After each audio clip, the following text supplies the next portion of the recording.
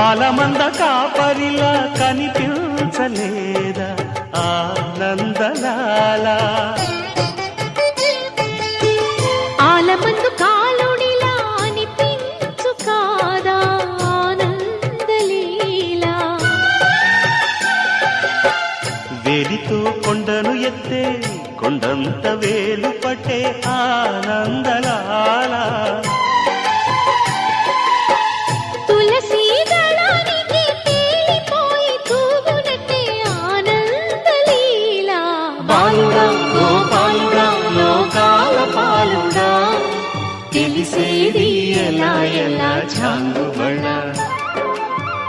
ఔరా అమ్మక్క చెల్ల ఆలకించి నమ్మడవెల్లా